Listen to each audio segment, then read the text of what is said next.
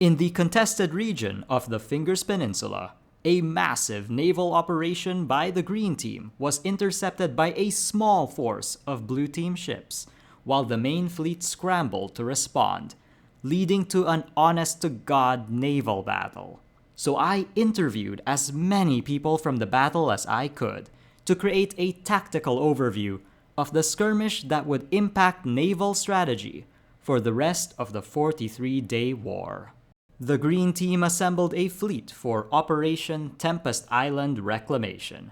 It was a large bombardment operation intending to demolish structures on Tempest Island, just north of the Fingers region, which had survived repeated naval invasions by the Blue Team, but now hosted a small but resilient salient. But unbeknownst to the Colonial Navy, a listening kit was covertly placed next to their port, which led to gunboats attacking the battleship by the border, and the fleet being shadowed by the Scum Regiment's submarine and motorboats. The operation deployed a scouting fleet of 2 destroyers and 2 submarines to the Fingers region to clear the way for the battleship and its escorts. However, the Wardens wouldn't be defenseless.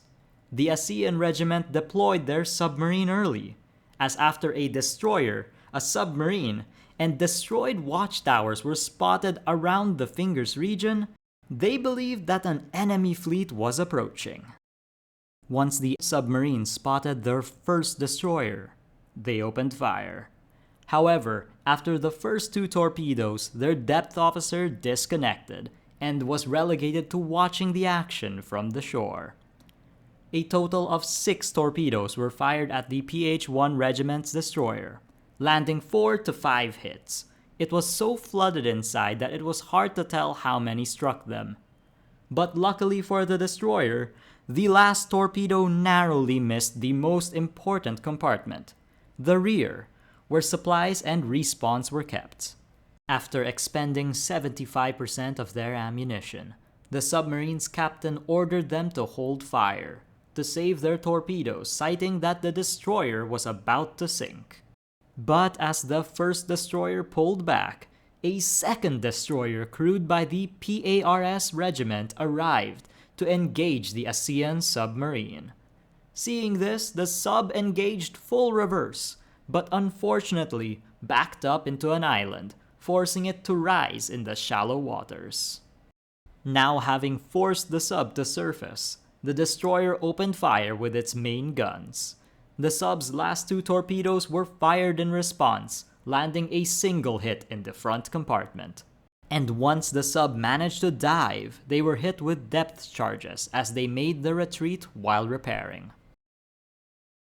At this point, the Telephone Regiment's frigate, affectionately called the Telefrig, arrived to attempt to save the injured submarine, but alas, was too late. The ASEAN submarine was no more. As the battle raged on, I got in a motorboat to try and link up with the Telefrig. I drove past an injured destroyer before passing by a surfaced enemy submarine. We had a spirited conversation. Wait a second. That's not a destroyer. It's a sub. Stop! Get away! No, I'd rather not. After which, they dove beneath the waves. I did actually find the person who said this, and we had a really good laugh about it. I then passed by a couple of enemy gunboats too. No. Thankfully, I did actually reach the Telefrig. One of the Telefrig's APC escorts then found and engaged the PARS destroyer, leading the Telefrig to initiate an attack, probably much to the relief of the incredibly flooded PH-1 destroyer, the proud owner of at least 4 torpedo holes.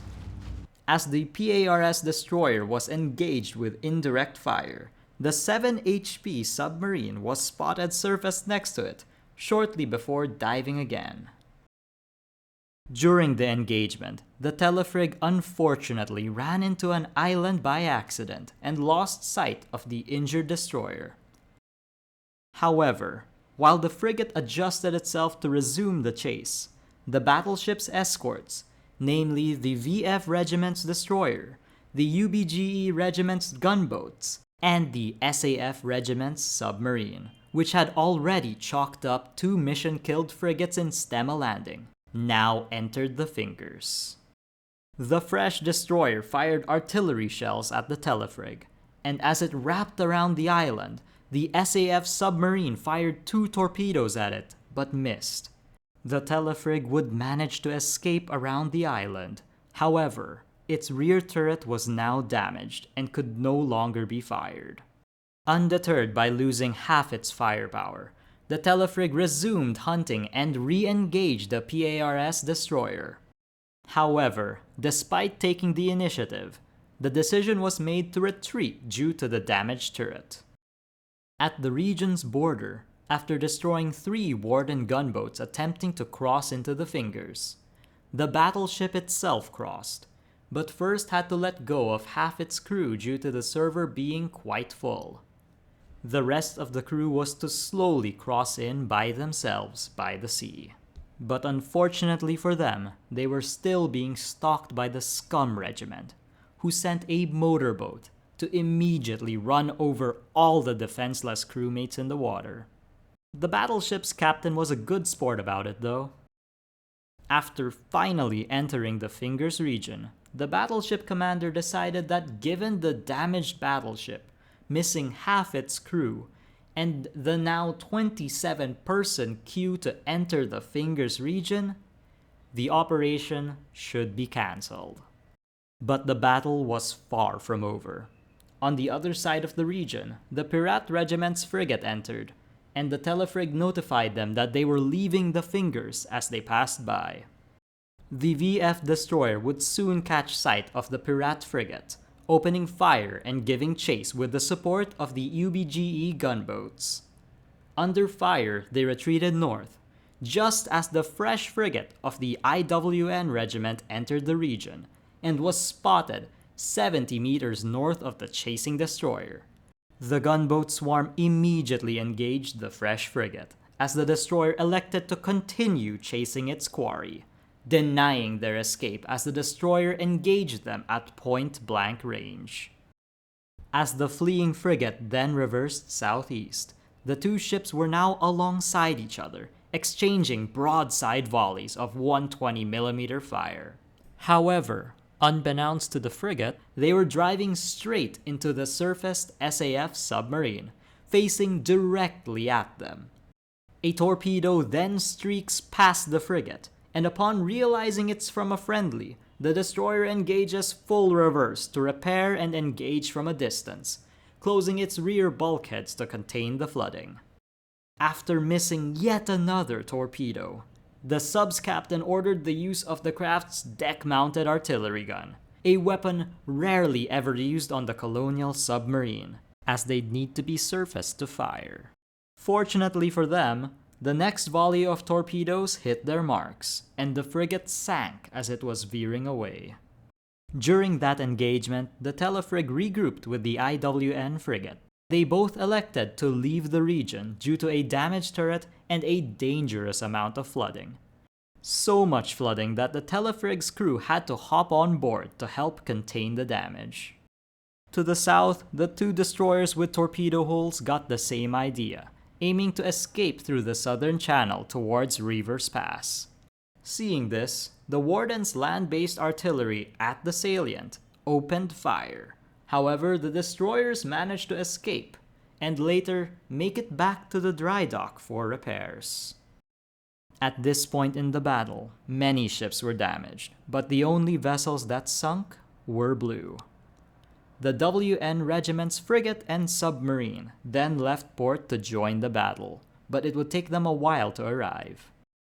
As the telefrig and the IWN frigate licked their wounds right outside the Fingers region, the LQF Regiment arrived with a fresh frigate. The 3 frigates then decided to cross the border together, as there was still an enemy submarine, destroyer, and battleship in the area. As the flotilla of frigates slowly crossed the border, the JGF submarine, traveling by Headsman's Villa, in a stroke of horrendous luck, headed straight towards them as they're actively hunting a submarine. The Telefrig's sonar pinged the JGF submarine, leading to a chase with depth charges as the IWN frigate joined in menacing the unlucky submarine, which was forced to surface before it was finally destroyed. And after that, the Telefrig finally returned to base.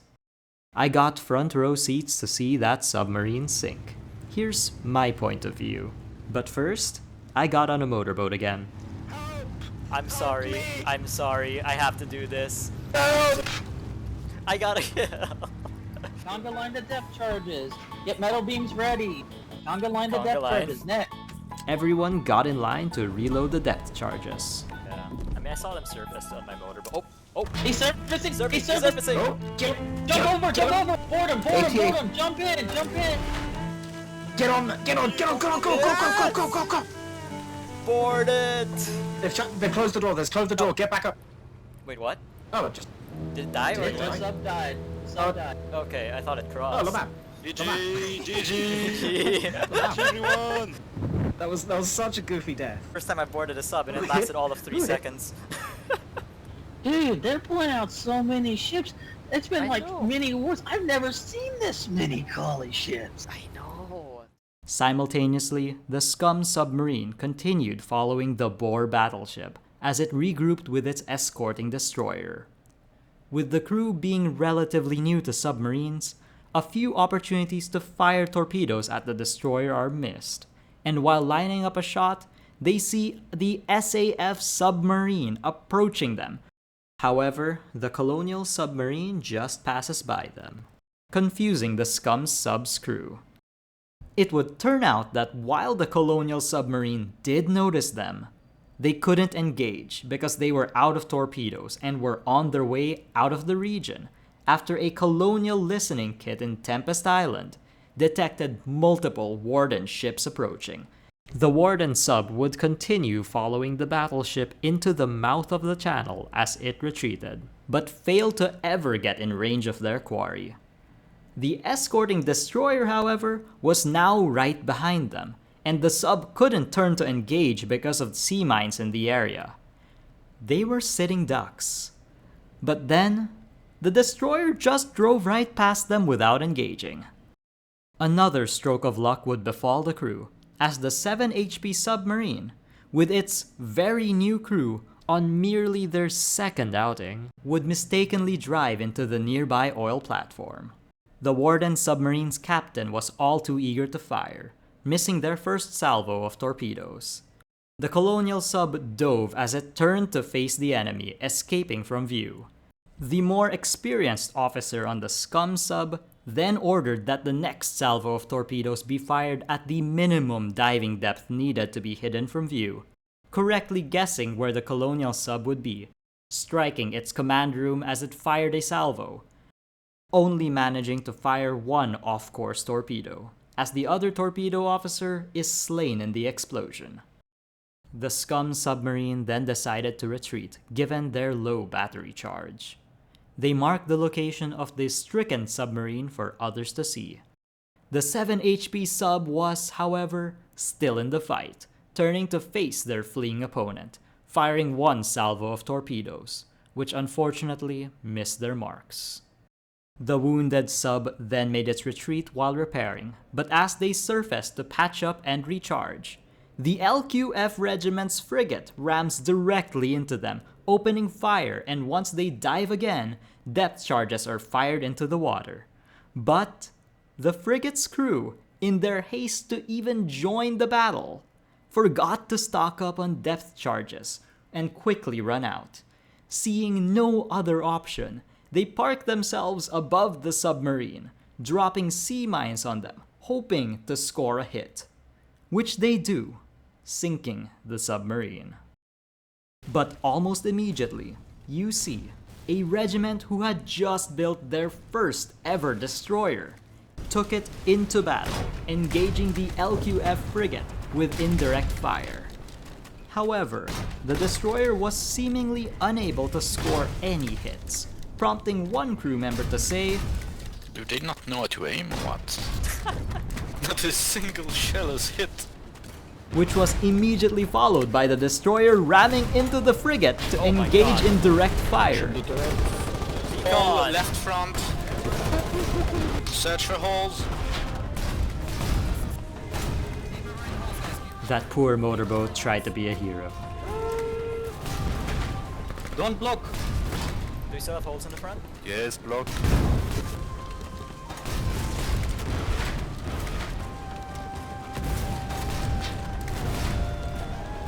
The destroyer then disengages, but in making its escape, is swarmed by a flotilla of smaller craft along with the frigate. Nice! They're dead, they're Good dead. job! Okay, everyone to Let's bucket go! Let's go! Thank goodness we had all that support nearby. At this point, the WN submarine arrives, but resorts to a scouting mission in Reavers Pass, assuming that the battle was over.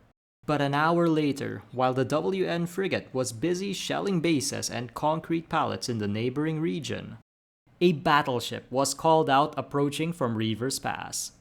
This turned out to be a destroyer, and it was engaging the LQF frigate, which was already damaged and undermanned as much of its crew, understandably, went to bed. The WN ships were racing to battle, and by the time they could see the LQF frigate, they were already halfway to ramming the enemy destroyer. And even then, torpedoes could not be fired given the position of the frigate. They were just too close. And the LQF frigate would be sunk a minute later. The WN frigate then engaged the destroyer. However, they'd recently expended most of their ammunition on shelling bases and quickly ran dry. They left the battle to the WN submarine, which fired a salvo of torpedoes at the destroyer, sinking it, marking the end of the battle that day. Emboldened, the next day the colonials would attempt an aggressive landing in the island of Planafada, and towards the end of the war, thwarted a massive naval invasion of Origin. Dogs, a primarily land-based regiment, was trying their hand at a naval invasion. You Ortens! Where's calling Navy? Where's calling Navy? Some battleship engaged on Longok. He's dead! Good guys! Here it is, straight front, Marines! Marines! Get the LPGs! They sank a frigate, a submarine, 2 long-hook landing ships, and a bluefin supply ship at the cost of no colonial naval losses. This was the most amount of time I've ever spent on a single video, so unless this does really well, don't expect another one like this for a while. Making the mother of all after-action reports was exhausting. But thank you everyone I interviewed for telling me your stories. Both sides had highs, lows, mistakes, and great experiences. I hope that we can have another natural naval battle like this someday.